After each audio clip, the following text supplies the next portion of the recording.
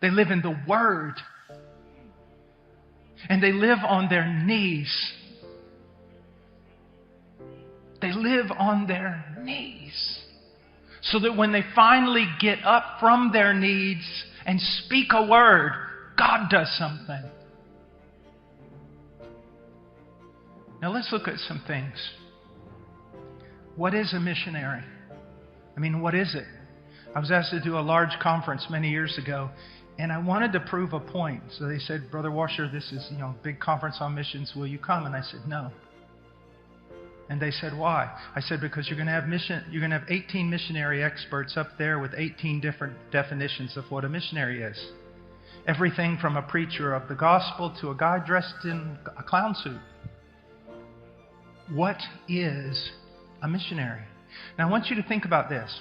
The word pastor is found all over Scripture, even in the Old Testament, isn't it? And yet, if I walk up to most pastors and say, have you studied every text in the Bible that has to do with what a pastor is, his qualifications, his duties, and what he will be judged for? Do you have them in a list? Are you conforming your life daily to that? Most of them will say, I've never done that in my life. And so pastors are running around doing all kinds of things they were never commanded to do.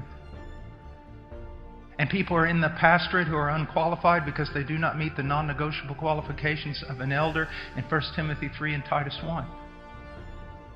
And so if we can get so far away from a definition and the function of a pastor, even though the word is in the Bible everywhere, what are we going to do with missionary when the word is not in the Bible? How do we define it? Have you ever thought about that? And do you realize that you live in the West where, like I said, everyone from an elder qualified preacher to a mime is called a missionary. So what is a missionary? It's kind of important, don't you think? Well, the word missionary comes from the noun missionarius, from the verb mittere. Now, that's Latin. It was first used by the Jesuits in the 16th century who were sent north to stop the Reformation. It's okay, this isn't sounding good, is it? Okay, now let's go further. Missionarius is the Latin translation for a very biblical term. Apostolos. Apostle. So every time you call someone a missionary, you're calling them an apostle. Did you know that? Yeah. It's just the Latin, that's all.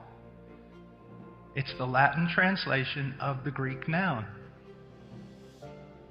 Mitera is the Latin translation of the Greek verb, apostello, to send.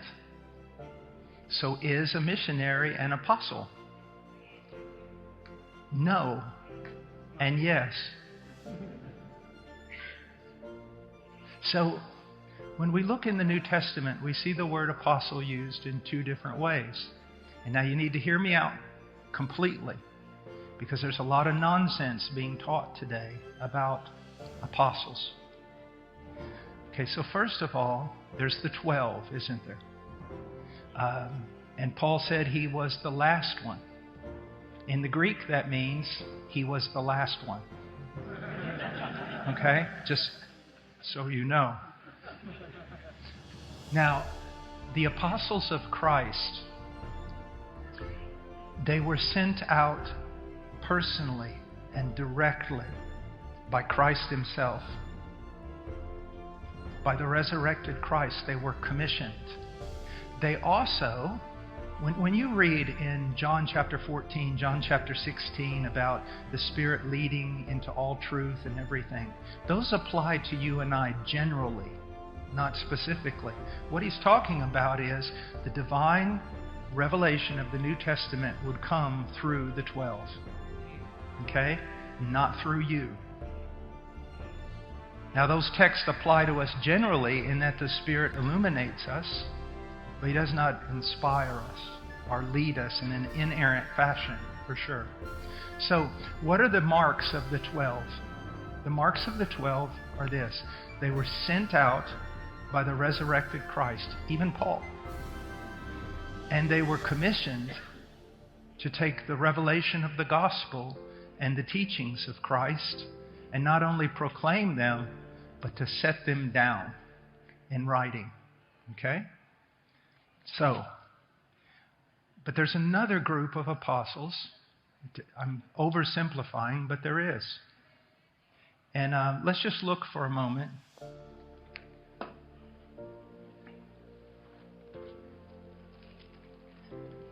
At 2 Corinthians chapter 8.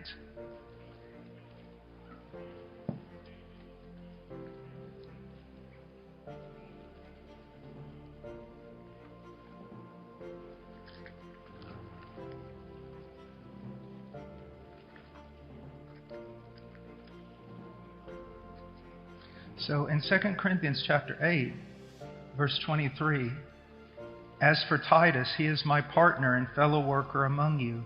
As for our brethren, they are messengers of the churches. Literally, they are the apostles of the churches. Okay? Now we also see that over in Philippians chapter 2, Epaphroditus in verse 25, I thought it necessary to send to you Epaphroditus, my brother and fellow worker and fellow soldier, who is also your messenger or apostle and minister to my need. So now let's look at something. I always hear, I hear people talk about apostles, the apostles of Christ and other things like that. And they always kind of start out like, well, the word apostle in the Greco-Roman world meant this or that.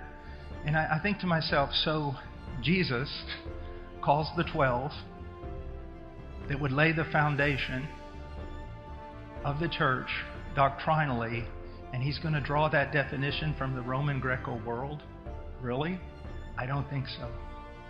What you need to understand is that the Sanhedrin and even the larger synagogues of Jesus' day had shaliach, apostles. Okay? And that wasn't something new in the first century. Why? Go back through the Old Testament and you're going to hear this language all the time, this phrase all the time. God sent a man, sent one. Who will I send? I mean, we just go on and on through the law and the prophets and everything in the Psalm. We hear about a sent one, a shaliach, someone sent from God. Now, I believe that there are two ways in which the term can be used. One, I've already described the apostles of Christ. They were sent out by Christ, and they received the revelation of Christ, and they had a super ecclesiastical authority, didn't they? Over all the churches. But then there's another group of sent ones. They are not, although there is a real, genuine calling from God in their heart, as we will see in a moment, they are sent out by the church, by their church, by their people, by their elders. They're sent out by them. And they're not sent out bringing new revelation that no one's ever heard of before. They are sent out carrying the revelation that was once for all given to the saints. Now, what I want you to see, and if you look at your life right now as a missionary and you go, oh man, I don't match up to that, I understand. Don't leave the mission field, okay?